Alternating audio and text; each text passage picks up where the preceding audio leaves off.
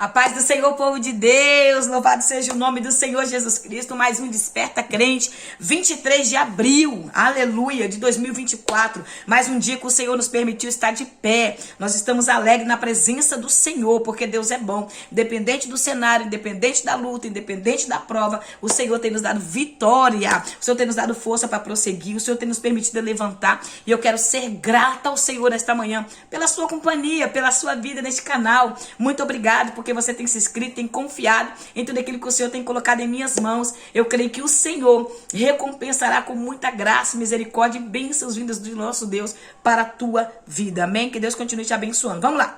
Nós vamos encerrar com o finalzinho do capítulo 6, nós já vamos adentrar o capítulo 7, porque eu falei que nós entraríamos na vida de Estevão, né? O primeiro mártir. Nós vimos que no capítulo 5 entrou a inveja, a mentira, né? Entrou ali o ciúme, a disputa. Entrou no capítulo 5 aqui na igreja primitiva, onde os irmãos viviam em comunhão, uma igreja dividiam tudo, eles não tinham avareza no coração, eles amavam um ao outro, né? Viviam em prol ali daquela causa que era o evangelho, a pregar e a viver a palavra do Senhor. Só que no capítulo 5 entra aqui o espírito da mentira, do engano, né? Atuando ali Ananias e Safira. Nós vamos ver a sabedoria de Gamaliel. Gamaliel se coloca ali para defender os irmãos, que ele sabia que toda decisão tem uma consequência. E assim, no capítulo 6, a gente adentramos também falando sobre as escolhas dos diáconos, a organização na casa do Senhor, porque aqui a igreja está sendo organizada. É como eu falei, no capítulo 2 de Atos dos Apóstolos, o Espírito desce, habita nos discípulos, habita nos cristãos, nos 120 que estavam ali, e começa agora a organização da igreja de Jesus Cristo. Lá nos evangelhos, Jesus chama a igreja, Jesus fala o nome igreja, que ele estava fundando na terra, que era o propósito do Senhor. Na cruz ela nasceu, na cruz ela foi gerada na cruz, nasceu ali na cruz. Em capítulo 2 de Atos dos Apóstolos, ela foi organizada, e no céu ela foi projetada e gerada no coração de Deus até chegar aqui. Então você é a igreja de Jesus, sinta-se honrado por fazer parte desse projeto, porque Deus te escolheu para esta obra maravilhosa, amém? Vamos orar então para iniciar esse vídeo para a glória de Deus. Eu creio que o Senhor está no controle de tudo. Irmãos, já falei em outros vídeos, vou tornar a falar. Quando você me vê entrar direto no vídeo, é porque eu já estou em oração. Antes de eu começar a gravar, eu estou orando. Aí às vezes eu já esqueço e entro direto em vez de eu orar. Então é por isso que às vezes eu não oro aqui, tá? Não é falta de ter uma vida de oração. É porque eu já estou orando antes de começar o vídeo. Aí quando eu começo o vídeo, às vezes eu esqueço de continuar a oração aqui. E aí eu vou direto e entro no vídeo. Mas Deus no controle, Deus é bom demais. Amém? Vamos orar. Senhor, eu quero te louvar, engrandecer o teu nome. Muito obrigada, Jesus. Porque mais uma vez eu posso sentar aqui e gravar esse vídeo. Mais uma vez eu tenho liberdade aqui no Brasil de poder falar do teu amor, Senhor. Mesmo que essa liberdade está sendo aos poucos tirada. Mas nós sabemos que a nossa pátria não é aqui. Nós sabemos que estamos peregrinos nessa terra. Nós não estamos de morada aqui, nós estamos de passagem. E por isso eu quero louvar o teu nome e te pedir, fala conosco. Por intermédio dessa palavra poderosa. Da palavra que traz vida, alegria, certeza, convicção da salvação. Convicção que estamos em Cristo. Neste momento eu quero te pedir, continua conosco e revela a tua palavra no nome de Jesus. Amém? Do verso 8 do capítulo 6, nós vamos ver que Estevão é um homem cheio do Espírito Santo, cheio do poder de Deus, realizava obras maravilhosas, milagrosas no meio da multidão. Então esse diácono que foi levantado ali para fazer a obra, para a função ali de ajudar o povo de Deus, além de tudo, cheio do Espírito Santo, fazia milagres. Aleluia! Então entenda, todos os homens e mulheres que Deus levanta para fazer a obra dele tem que estar cheio do Espírito. Busque ser cheio do Espírito Santo, ser renovado. Claro que vai vir luta, vai vir prova, vai vir momentos que vai te tirar do sério. Você é carnal, você ainda está na carne, é carne. Você vai passar por momentos que vão tentar te tirar. Mas busque ser cheio do Espírito Santo, dependendo das circunstâncias. Busque ser cheio. Eu passo prova todos os dias, irmão. Todos os dias eu vivo uma luta constante para não sair da presença do Senhor. Sei que você também vive isso. Mas nós temos que buscar o poder do Espírito Santo. O revestimento do Espírito Santo. Buscar em Deus essa certeza que nós estamos com Ele. Amém? Entretanto, levantaram-se alguns que pertenciam à chamada sinagoga de libertos, dos judeus de Cirene, de Alexandria. Então aqui estava um grupo, províncias se reunindo. Ali tinha muitas pessoas, como eu falei para vocês, pessoas de tudo quanto é província naquele tempo. Pessoas que se uniram ao evangelho. Muitos se uniram ali, não para servir a Deus, mas para estar dentro do meio, do ambiente ali, para poder levar e trazer para os doutores da lei, para os líderes religiosos que queriam acabar com o cristianismo. O cristianismo estava tomando Jerusalém, a cidade circunvizinhança. Então o mundo ali naquele tempo estava de cabeça para baixo, como em Atos aqui nos Apóstolos vai falar. Esses homens estão colocando o mundo de cabeça para baixo. Esses homens estão revolucionando o mundo. Então aqui estava havendo uma revolução pelo evangelho. A igreja estava nascendo, estava crescendo, estava aumentando o número de pessoas. E cada dia os crentes em Cristo estavam mais cheios do poder, da autoridade. Eles não conseguiam entender que poder era esse, que graça era essa, que autoridade era essa, que eles não tinham. Eles viviam somente a letra, viviam somente a religiosidade. Alguns doutores da lei aqui, esses homens, eles conheciam a lei de Moisés, eles conheciam a Torá de ponta a ponta, eles sabiam tudo, mas eles não tinham a revelação do Espírito, não tinham a graça do Senhor. Então isso causa inveja para aqueles que não buscam a Deus. Então esses homens começam a discutir com Estevão, mas eles não tinham argumento. O verso 9 diz que eles não tinham argumento. Eles tentavam discutir, mas eles não tinham argumento, porque Estevão conhecia o que ele estava pregando. Irmãos, é muito importante aquele que foi chamado para fazer a obra de Deus conhecer a Bíblia, conhecer a palavra, conhecer a história. Busque o conhecimento. Ore, compre livros, leia, busque saber mais, entender mais, porque às vezes a gente é confrontado por pessoas na rua e às vezes não sabe dizer por que você crê em Deus. Você sabe me dizer, domingo da IBD, a professora Gemini, uma bênção de Deus, ela fez a pergunta pra gente, né, que um domingo é. Então, na aula ali, ela falou assim, por que você quer ir pro céu? Se te fizer essa pergunta, por que você quer ir pro céu? Você sabe responder? Irmãos, tem perguntas que a gente precisa ter resposta. São perguntas que eles vão fazer porque a gente precisa entender. Então, o que acontece é que eles não tinham argumento para debater com Estevão, porque Estevão tinha convicção e sabia do que ele estava falando. Nós precisamos ter essa convicção e saber do que estamos falando. Saber o Deus que nós estamos pregando, o Jesus que nós estamos adorando. Porque qualquer coisinha hoje tem abalado os crentes, qualquer coisa tem feito o crente sair da posição, qualquer coisa tem feito o crente largar. Não tira a mão daquilo. O que Deus colocou nas minhas mãos, eu luto, irmãos, com garra, com força, eu não deixo. Deus colocou na minha mão, eu sei que é de Deus, ninguém toma, porque eu tô lutando, tô guerreando por aquilo que Deus colocou nas minhas mãos.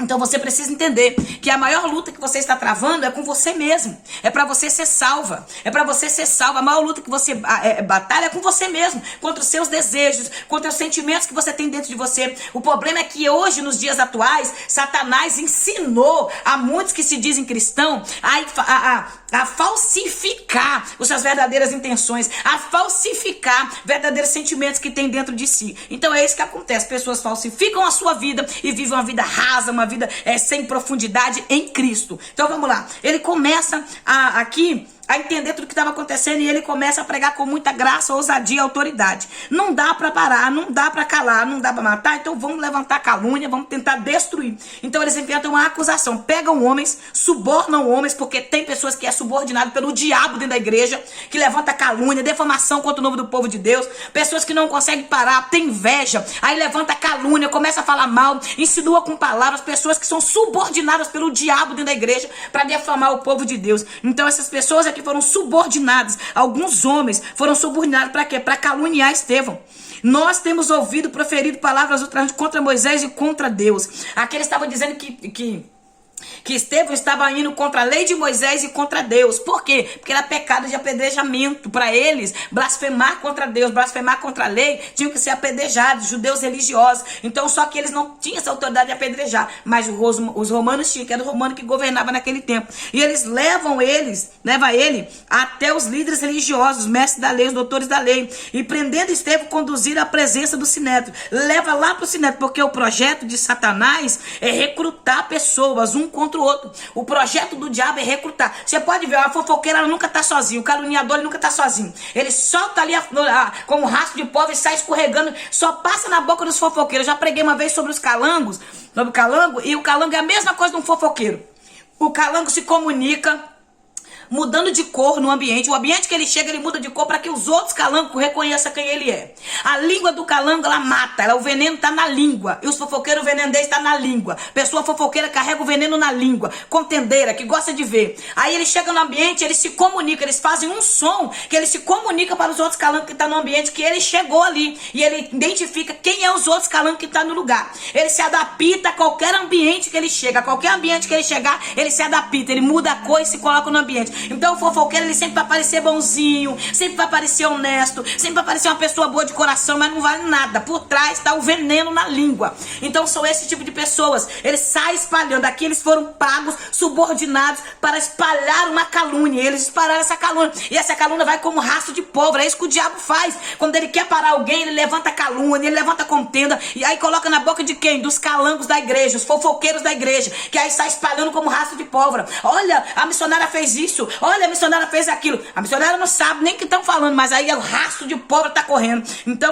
calangos na igreja são pessoas que são pagas pelo diabo, subordinadas pelo diabo, para levar a contenda e as calúnias. E aí eles começam a inventar mentiras, enganos e acusações. O verso 14 do capítulo 6 diz assim, ó: porquanto nós temos ouvido proclamar que esse Jesus Nazareno destruirá este lugar e mudará as tradições que Moisés legou. Então todos que estavam sentados no sinédrio fixaram os olhos em Estevão e viram que o seu rosto parecia como o rosto de um anjo. Aleluia! Porque quem anda com Deus tem o brilho do Espírito Santo, tem o brilho do céu na sua vida. E aí Estevão vai fazer o quê? Um sermão expositivo.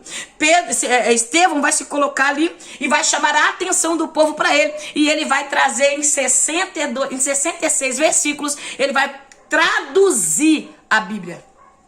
Ele vai traduzir a palavra até aquele momento. Ele vai traduzir a Torá para aqueles irmãos que eram doutores da lei.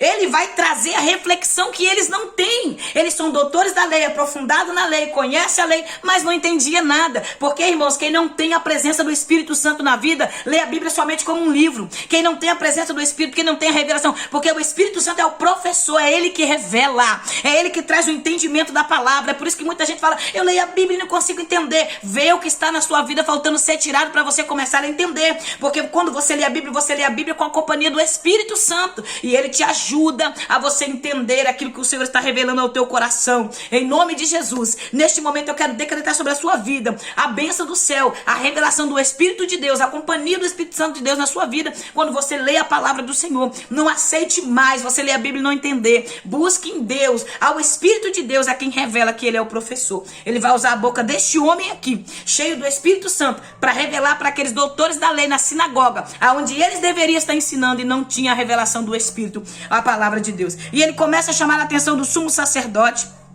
de todos aqueles ali ambientes, doutores da lei, todos eles. Aí Estevão no verso 2 diz assim, ó: declarou Estevão: caros irmãos e pais, ouvi-me com atenção. Aqui ele chama todos, irmãos, pais. Ele vai chamar os sacerdotes, ele vai chamar os da sinagoga, ele vai chamar os judeus, ele vai chamar todos que estão ali a atenção. E ele começa agora a fazer um sermão expositivo. Deus não está limitado somente à terra prometida ou aos judeus. Ele já começa trazendo essa reflexão na mente deles, porque Deus se revela a Abraão não dentro de Jerusalém, Deus se revela a Abraão não na terra prometida, não na Canaã. Deus se revela a Abraão lá na Mesopotâmia, antes dele chegar até Arã, quando Deus se revela a Abraão. Então ele está dizendo, Deus não está limitado somente a vocês. Deus agora também está enxertando os gentios, ele está enxertando nesta videira também os gentios. Por isso que nós estamos enxertados em Cristo Jesus, nascidos fora do tempo, enxertados em Deus. Aí ele começa a trazer uma reflexão de Abraão.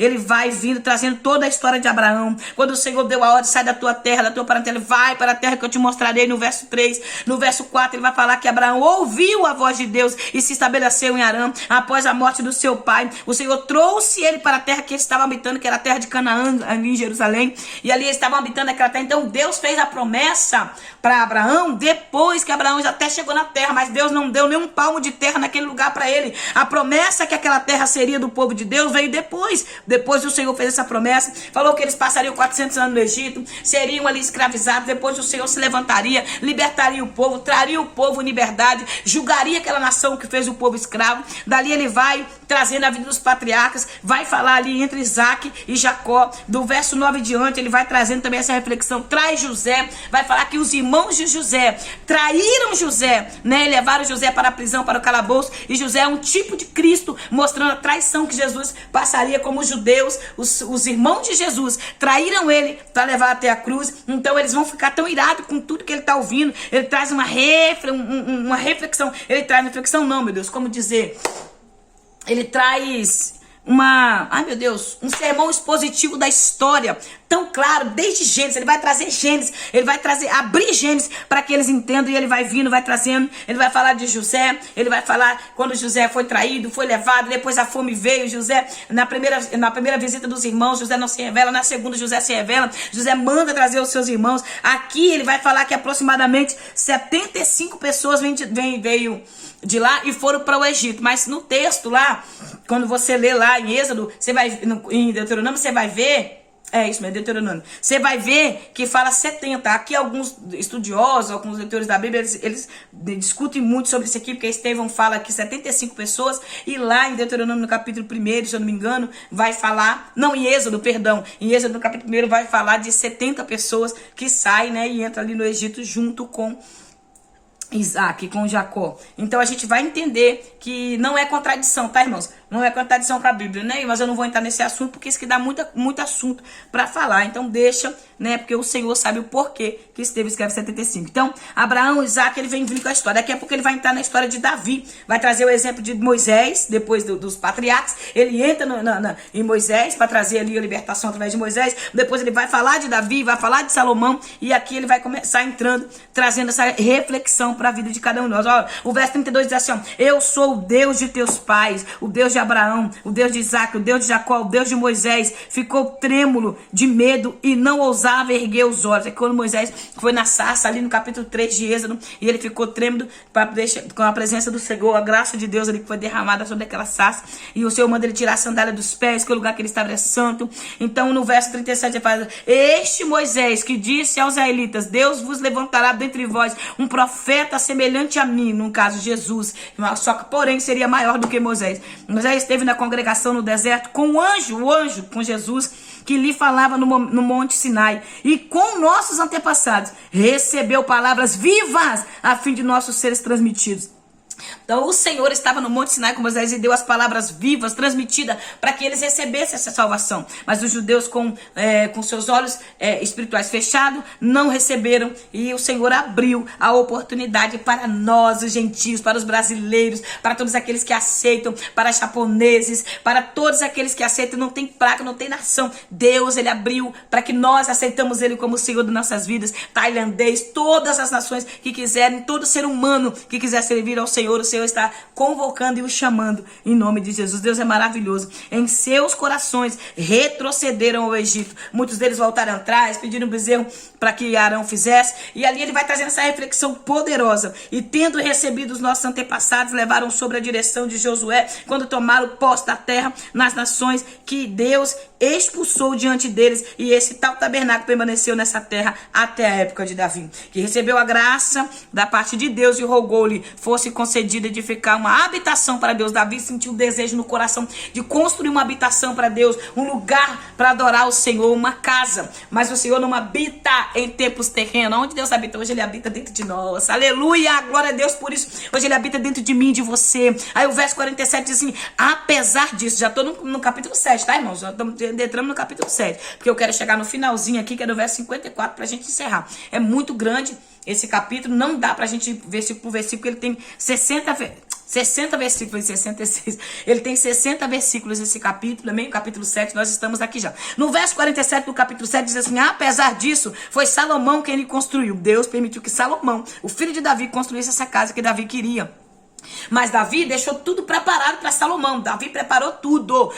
Salomão deu continuidade ao que o pai começou. É isso, irmãos. O propósito do evangelho é isso. É dar continuidade àquilo que nosso antepassado começou. Os crentes que já foram, que já estão em Cristo. Aqueles que estão vindo, aqueles que já estão idosos. Nós estamos dando continuidade. Esse é o problema atual. Muitos não querem mais dar continuidade ao evangelho. Muitos estão mudando, retrocedendo, facilitando o evangelho, distorcendo a verdade. Liderança que foram chamadas para liderar o povo, para guiar o povo para o céu. São pessoas que estão dizendo, olha, vai devagar, não pega pesado, para não perder membros, para não perder dízimo, para não perder oferta, para não cair, né, a finança deles. Eles estão distorcendo a verdade, estão deturpando o evangelho, amaciando o ego de bode, para poder não perder bodes dentro da igreja, estão jogando ovelhas para fora. Então a gente está vivendo um tempo de desconstrução, que só a misericórdia, mas a palavra ainda continua sendo a mesma. Arrependei-vos, é chegado o reino de Deus, arrependei-vos para para receber o perdão através de Jesus Cristo. Todavia o Altíssimo não habita em casas feitas por mãos humanas, mas como revela o profeta, o céu é o meu trono e a terra é estrada dos meus pés. Que espécie de casa podereis me construir? Diz o Senhor. Ainda seria o lugar do meu repouso. Ora, não foram minhas mãos que criaram todas as coisas? Homens duros de entendimento e incircuncisos, que é Estevão falando, incircuncisos de coração e de ouvido, vós sempre resistis ao Espírito Santo, da mesma forma como agiram com vossos pais. Assim vós fazeis também. Que profeta vossos antepassados não perseguiram? Que profeta vocês não perseguiram? Assassinaram até mesmo os que anteriormente anunciaram a chegada do justo, do qual vos tornaste traidores e homicídios. Está falando de João Batista, que eles cortaram a cabeça de João Batista. Vós que recebeis a lei por ministração de anjos, porém não obedecestes. Aqui, no término desse sermão, no verso 53, aonde ele termina, Hebreus 2:2, se você ler lá, você vai ver, aonde ele termina esse sermão aqui, eles vão enrijecer os dentes. Veio o verso 54. Eles vão rilhar os dentes, enrijecer os dentes de raiva contra Estevão. Quando eles terminam de ouvir essas palavras, grandemente se enfureceram no coração. Eles ficaram com tanto ódio, com tanta raiva dentro de si, que transpareceu para fora, eles ringiam os dentes. A verdade causa esse efeito.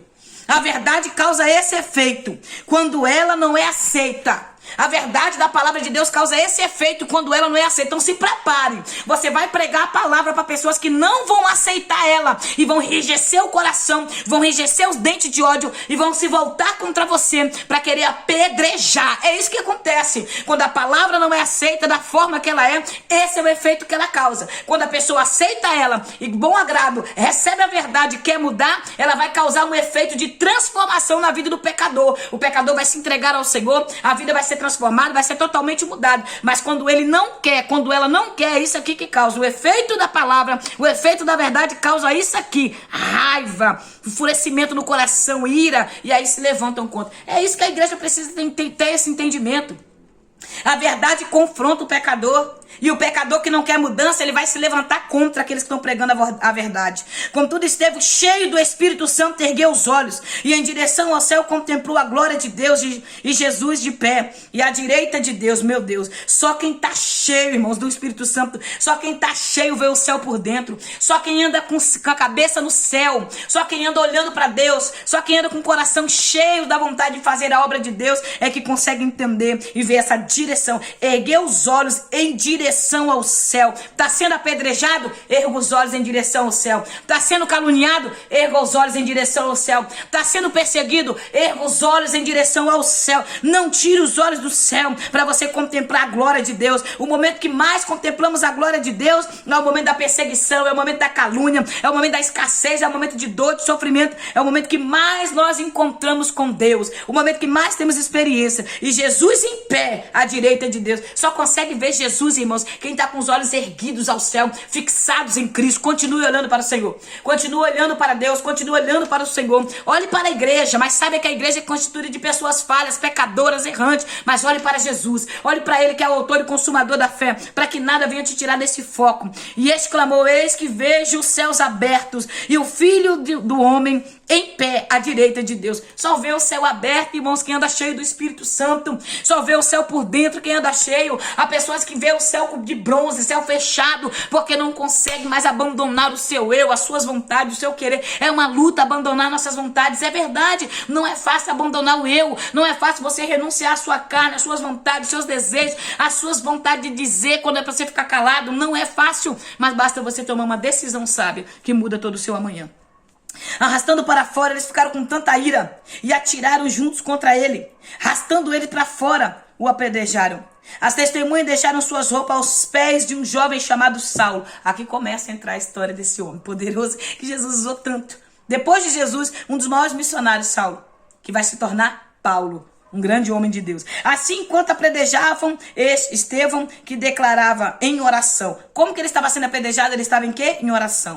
Esse é o problema atual. Nós estamos sendo apedrejados, caluniados, perseguidos, nós não estamos em oração. Nós precisamos estar em oração quando essas coisas estão acontecendo. Permaneça na oração. Permaneça buscando, permaneça orando, permaneça clamando, permaneça buscando em Deus a convicção e a certeza de quem você é. Recebeu o Senhor Jesus, recebe o meu espírito. Ele sabe que o Espírito tem que estar no Senhor, tem que estar em Cristo. O problema é que nós estamos muito agarrados a esse corpo, nós estamos muito agarrados às coisas dessa terra, por isso nós estamos tendo essa dificuldade de ver o céu por dentro, de ver o Senhor falar e responder ao nosso favor. Então, caiu de joelhos e clamou em alta voz: Senhor, não lhes atribuas este pecado. E tendo dito estas palavras, adormeceu. Como tem sido a sua oração? Como tem sido a sua oração a favor das pessoas que têm te perseguido, caluniado? Como que tem sido? Como que você tem orado? Nós temos dificuldade para orar, tá? Pelos perseguidores. Nós temos dificuldade para orar quem nos persegue, quem nos calunia, quem levanta falta. Nós temos dificuldade. Não é fácil. O crente que fala, eu tenho facilidade, é mentiroso. Ele já está mentindo. Não é fácil você orar por quem quer te parar. Não é fácil você orar por quem quer te destruir. Não é fácil você orar por quem quer te matar. Não é fácil para quem te defrauda. Não é fácil perdoar quem anda tipo caluniando, quem tira de você algo que você ama, quem afasta alguém que você ama da presença do Senhor. Não é fácil, eu sou experiência disso. Sou prova viva disso. Não é fácil perdoar, não. Não sou hipócrita, irmão, de dizer que é fácil, porque não é fácil. É difícil você perdoar. O Senhor sempre me trabalhou nessa área de perdão, porque eu sempre fui uma pessoa muito grossa, tudo largava pra lá, e eu não tinha muita luta, dificuldade para perdoar. Então Deus me molda e me trata nessa área. Qual é a área que Deus te molda e te trata? Qual é a área que Deus te aperta, que Deus para você perdoar? Porque, irmãos, nós precisamos entender, a nossa caminhada é essa. Nós caminharemos para o fim, mas depois da morte, a nossa eternidade será com o Senhor ou eternamente em sofrimento? Para ser jogado no inferno com Satanás e seus anjos depois ali do grande dia do Senhor do julgamento. Então, que nós venhamos sofrer esses apedrejamentos. Tá apedrejando? Olha pro céu. Tá caminhando, vai orando. Missionária, tá difícil, mas continua orando. Não consigo orar, chora, mas não para. Depois que você chorar, soluçou bastante, continue orando. Não pare de orar, irmãos. A oração continua sendo a chave. Amém? Então, que nós venhamos entender que a verdade, ela vai trazer inimigos, que a verdade, ela vai trazer confronto, que a verdade, ela vai trazer perseguição, ela vai trazer calúnia. A verdade que você decidiu viver, a verdade com Jesus Cristo, vai trazer muita alegria, muita paz, você vai ter muita vitória, vai ter muitas bênçãos da parte do Senhor, mas também vai te trazer muitos inimigos, muitos adversários, muitas pessoas usadas pelo diabo, sendo pagas pelo diabo, para tentar amedrontar, para tentar parar o povo de Deus. Pessoas que são usadas pelo próprio Satanás, pessoas que o inimigo usa, pessoas que o inimigo vai lá, recruta, suborna para tentar parar o propósito de Deus na nossa vida. Mas no sangue de Jesus tem poder. Vamos orar para que o Senhor nos encha do Espírito Santo, nos capacita a viver esse evangelho verdadeiro, não esse evangelho fajuto que muitos estão vivendo, esse evangelho raso, o evangelho de contenda, um evangelho que não tem renúncia, um evangelho que não pode ter verdade, um evangelho que não pode ter confronto. Nós viemos orar para que esta palavra continue nos confrontando, a mudar, a ter um caráter santo, a ter uma transformação da parte de Deus. Vamos orar para que o nome do Senhor continue sendo glorificado, exaltado, para que o Senhor continue nos fortalecendo, nos dando alegria e nos dando força para prosseguir nesta caminhada. Que a graça do Senhor e a misericórdia dele continue te fortalecendo e que todo entendimento de Deus venha a ser derramado sobre a sua vida. Que o Espírito de sabedoria que habitou e estava em Pedro, em Estevão e que está em nós, possa nos fortalecer, nos dê graça e sabedoria no dia de hoje, no nome de Jesus. Amém. Obrigado pela sua companhia. Sou grata por você estar aqui comigo neste canal Desperta Crente. Se inscreva no canal, dá o like, compartilha e até amanhã, se Deus quiser, no capítulo 8. Amém? Deus abençoe.